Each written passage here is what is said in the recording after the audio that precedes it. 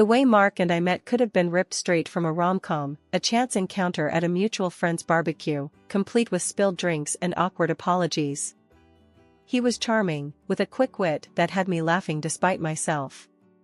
Before I knew it, we were inseparable, our love story unfolding with an ease that felt like destiny. Our wedding was a dream, a simple yet heartfelt ceremony surrounded by those we loved. Mark, with his career in finance on the rise, was the picture of success, and his insistence on a prenuptial agreement was just another part of our planning, a practical step, he said, given our differing financial situations. I didn't mind, my love for him wasn't measured in dollars and cents. Carol, Mark's mother, was a tougher nut to crack. She looked at me like I was an unwelcome guest, her coldness stark against the warmth Mark and I shared. But love has a way of making you overlook the small stuff, and I was too happy to let her disapproval dampen my spirits. Even when we faced the heartbreaking news of Mark's infertility, my love didn't falter. If anything, it deepened. I threw myself into making our house a home, filling it with warmth and love, buying appliances and furniture with my own savings to create a cozy nest for us. But as the years passed, the warmth between us cooled, replaced by a chill I couldn't shake. Mark's demands grew, his once loving requests turning into cold commands. "Make sure breakfast is on the table before I leave, Jenna," he'd say, his voice void of the affection that used to lace his every word. And dinner? It had to be fresh, no matter how late I worked, as if my job at the Department of Health and Human Services was just a hobby compared to his high-flying career. I'd wake before dawn, bleary-eyed but determined to cook his breakfast. Then, after a long day's work, I'd rush home, racing against the clock to whip up a gourmet meal that might bring back the husband I once knew. But it was never enough.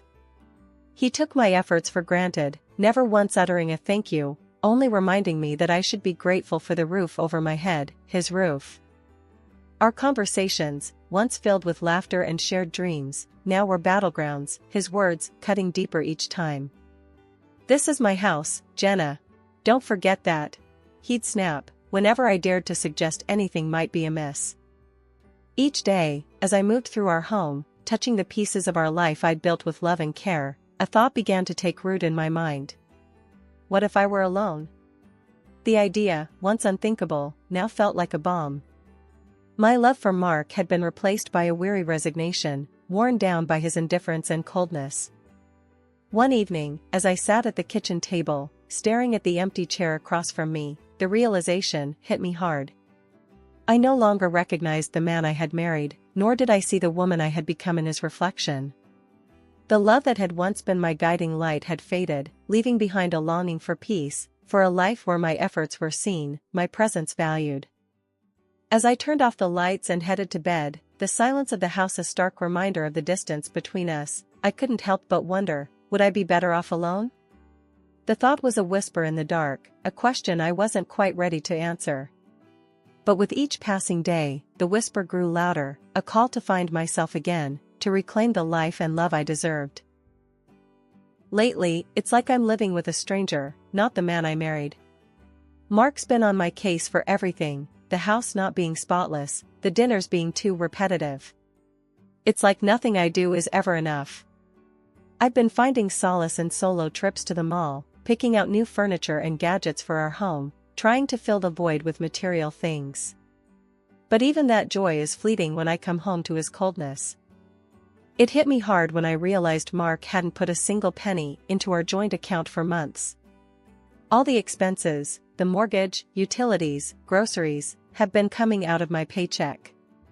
So, one evening, I decided it was time to confront him. I waited until he was settled in his armchair, flipping through the channels, and I brought it up, trying to keep my voice steady. "Mark, we need to talk about the finances. You haven't contributed to the joint account in months." "I've been covering everything," I said, hoping for some understanding, maybe even an apology. He barely glanced at me, his eyes still on the TV. "And? It's my house. You're just living in it. Why should I pay for your keep?" He shot back, his words sharp as knives. I couldn't believe what I was hearing. "Your keep? Mark, I'm your wife, not some tenant."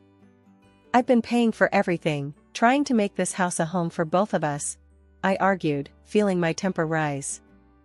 He snorted, a sound that made my skin crawl. Look, Jenna, you're making a big deal out of nothing. If you don't like it, maybe you should just leave.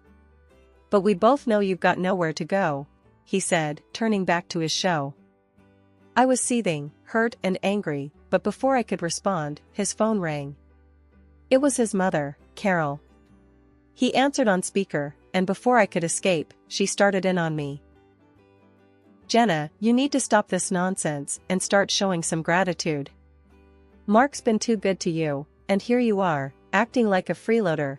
Carol's voice was like a slap in the face. I was so shocked, I barely managed to grab the phone and hang up. I can't believe you and your mother calling me a freeloader in my own home? I said, my voice shaking with emotion. Mark just shrugged, unfazed. Well, if the shoe fits. That night, I lay in bed, staring at the ceiling, feeling more alone than ever. The thought of divorce crept into my mind again, more persistent this time. But where would I go? I had no apartment, no real savings of my own. I felt trapped in a life that no longer felt like mine, married to a man who saw me as nothing more than a burden. The next morning, I woke up to an empty bed and a heavy heart. As I made my way through the silent house, every room echoed with the remnants of last night's fight. I knew something had to change, but the fear of the unknown, of starting over from scratch, was paralyzing. Sitting at the kitchen table, sipping my coffee alone, I realized I had to make a decision. Do I stay in this loveless marriage, playing the role of the grateful freeloader, or do I take a leap into the unknown, hoping to land on my feet? The answer wasn't clear, but one thing was, I couldn't go on like this. The breaking point had been reached, and it was time to choose my path. That day at work was a marathon, one meeting after another, no end in sight. I glanced at the clock, knowing Mark would be fuming. Just my luck, I muttered under my breath, finally grabbing my phone to give him a heads up. The moment he picked up, I knew I was in for it. This is your problem, Jenna. Not mine. You should have been here, cooking dinner, not playing around at work. Mark's voice roared through the phone, loud enough for the whole office to hear. My cheeks burned as I quickly ended the call, avoiding the curious glances from my colleagues. By the time I got home, it was late, way past our usual dinner time. The house was dark, silent, but the moment I stepped in, Mark was on me like a thunderstorm. Where have you been? A good wife would have had dinner waiting. What are you even good for? His words were like daggers, each one slicing through the last bit of patience I had. I was tired, emotionally drained. Mark, I had to work. You know how important this project is. I tried to explain, but it was like talking to a wall. A bad wife and a terrible hostess. That's what you are. He continued, his voice reaching a pitch I'd never heard before. You know what? I've had enough. Pack your things and get out of my house. I stood there, shocked, as he shoved the divorce papers in my hands. You'll be homeless without me, he said with a cruel laugh. Something inside me snapped. All the years of bending backward for him, trying to be the perfect wife, vanished. Living in a shelter would be better than enduring one more day with you. I shot back, my voice steadier than I felt. Without another word, I signed the papers, my hand not shaking even a bit. I packed my things into a suitcase, the weight of my decision settling in. As I looked around the house, our house, it no longer felt like home. It was just a building, filled with broken promises and shattered dreams. I booked a room at a nearby hotel, a temporary refuge from the storm. Lying in the unfamiliar bed, I realized this was the first night in years I didn't have to worry about what Mark wanted for dinner or if the house was clean to his standards. It was just me, and strangely, it felt like a weight had been lifted. The decision to leave was hard, maybe the hardest I've ever made. But as I drifted off to sleep, a part of me felt excited for what the future might hold. For the first time in a long time, I was in charge of my own destiny, no longer tied to someone who saw me as less than. Tomorrow, I would start anew, and whatever challenges lay ahead, I was ready to face them head-on. After the whirlwind of leaving Mark and finding myself in a hotel room, the reality of my situation began to sink in. It wasn't long before I got a call that would have once sent me spiraling. It was Carol, Mark's mom, her voice dripping with something like glee. "Jenna, dear," she practically sang into the phone. "I just heard the wonderful news.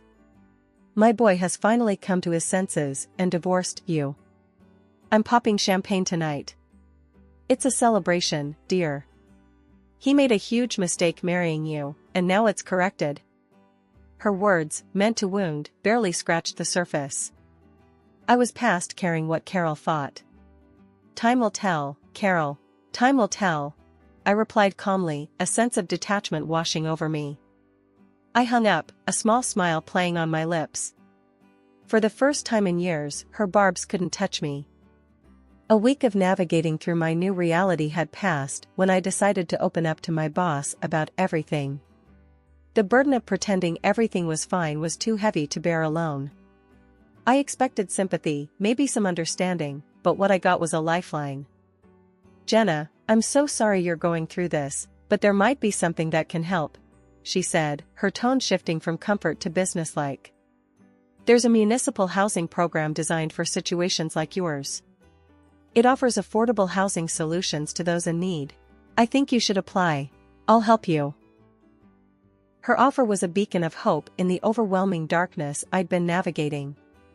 With her guidance, I applied for the program, and to my surprise, I was accepted. The relief was immediate. It was like I could finally breathe again. Now, I'm renting a small apartment, modest, but mine. It's quiet, peaceful, a stark contrast to the life I left behind. There's no need to tiptoe around in the mornings, no ungrateful husband to cook for or clean up after. It's just me, and it feels liberating. Sitting in my new living room, surrounded by boxes yet to be unpacked, I couldn't help but reflect on the journey that led me here. It's been tough, filled with moments of doubt and fear, but also moments of unexpected kindness and newfound strength. For the first time in a long time, I'm excited about the future. I've got a blank canvas in front of me, and I'm ready to start painting a new life, one where my happiness doesn't depend on anyone else. It's a new beginning, and I'm here for it, ready to see where this next chapter takes me. It had been a quiet few months since I started over, finding peace in the simple routines of my new life. Then, one afternoon, as I was enjoying a rare moment of calm, my phone erupted into a cacophony of rings. The screen flashed a name I hadn't seen in ages, Carol, my ex-mother-in-law. My heart sank. "Why now?" Bracing myself, I answered, "Hello? Jenna, you need to come back to Mark this instant." Carol's voice screeched through the speaker, so loud I had to pull the phone away from my ear. I sighed. "Carol, why would I ever do that?" The question was rhetorical, more for myself than for her. "Because he's in trouble, that's why. That fool of a son of mine bought shares years back, took out loans, and now? He's up to his neck in debt. It's a disaster, and you need to help him sort it out." Her voice was a mix of anger and desperation. I couldn't help but laugh, not out of amusement, but sheer disbelief. Help him? "Carol, do you remember the prenup? The one Mark was so eager to have? It says clearly that I'm not responsible for his debts. And let's not forget, we're divorced. His financial mess isn't my problem." There was a sharp intake of breath on the other end. "Ungrateful girl. After everything we've done for you, you're just going to abandon him?" Her tone was accusatory, as if I had committed a grave sin. "Everything you've done?" "Carol, let's be clear. The only thing you and Mark ever did was make my life miserable. And as for abandoning him, remember, he kicked me out. He made it clear I was no longer welcome in his life or his house," I retorted, my patience wearing thin. "You'll regret this, Jenna. You think you're better off without him, but you're making a huge mistake," she spat out, her voice venomous. I took a deep breath, finding a calm I didn't know I had. "Carol, I've spent too much of my life living in regret and fear because of you and Mark.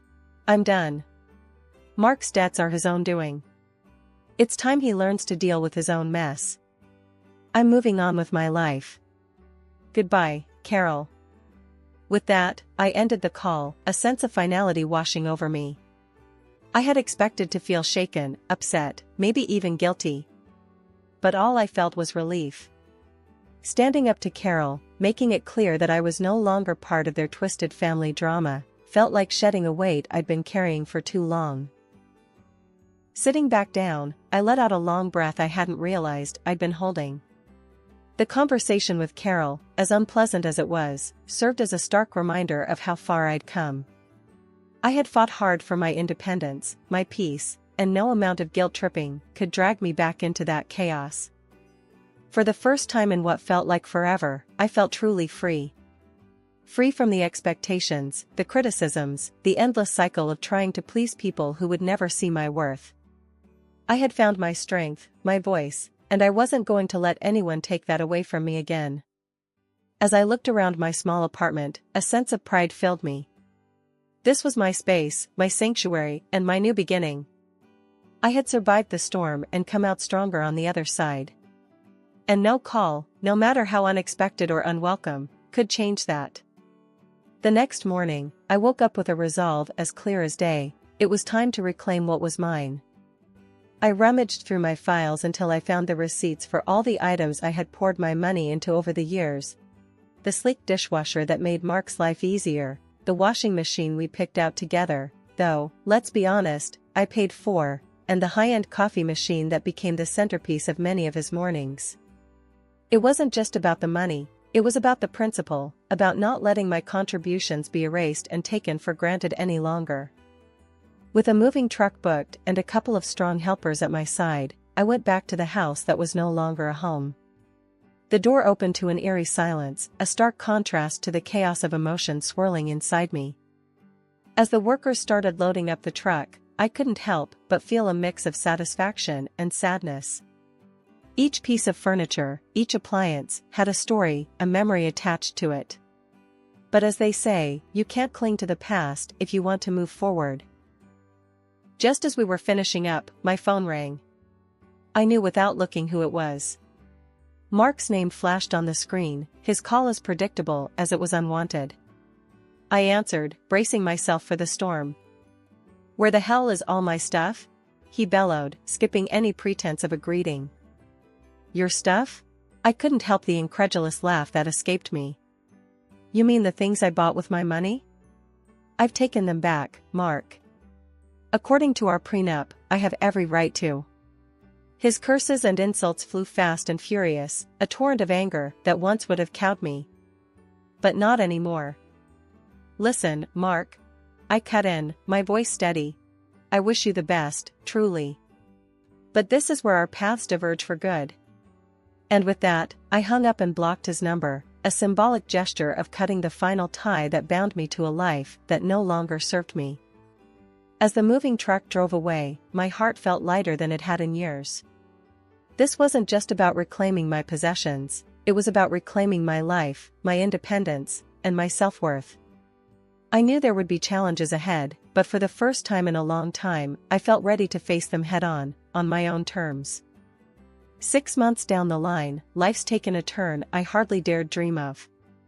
I've snagged myself a cozy apartment in a neat part of town, all thanks to this social program my boss tipped me off about. The deal was sweet, a manageable down payment with tiny payments stretching out over the years. For the first time, I'm not just scraping by, I've got a bit of wiggle room in my budget, enough to spoil myself without worrying about anyone else's needs or wants. The day I got the keys to my place, I remember stepping through the door, the sense of ownership washing over me. It was a blank canvas, and for the first time in forever, I could paint my life exactly how I wanted. No compromises, no sacrifices, just me. I treated myself to some paints and canvases, a nod to the girl I used to be, the one who found joy in splashing watercolors around, lost in the flow of her own creativity. I even painted a self-portrait, something I'd never have dared do before. Staring at my work, I saw a woman who'd weathered storms and come out stronger, a woman who didn't need anyone else to define her worth. It was like I was seeing myself clearly for the first time, beautiful, self-sufficient, and yeah, a bit selfish, but in the best possible way. And then there's Max, my little bundle of joy, a scrappy little dog with eyes too big for his face and a heart just as oversized. Adopting him felt like the final piece of my new life clicking into place. We've become a team, exploring the neighborhood, making the apartment our home. One evening, as Max and I were curled up on the couch, my phone buzzed. It was a text from a friend I hadn't seen since the divorce storm hit. "Heard you're doing well. Coffee sometime?" I smiled, typing out a reply. "Yeah, life's good. Coffee sounds great. My place, actually. I've got some art to show off. Look at you, all artsy and independent. Can't wait to see it. And meet Max, of course," came the reply. Laughing, I set the phone down, looking around my little apartment, my sanctuary. It's funny how life works out. Once, I thought I needed a husband, a big house, and a certain lifestyle to be happy. Now, I've got a small apartment, a dog, and my art, and I've never felt more fulfilled. "Max, buddy," I said, scratching behind his ears. "We're doing just fine on our own, aren't we?" He barked in agreement, and I laughed, feeling a surge of gratitude for my independence, for the struggles that brought me here, and for the simple joys that filled my days now.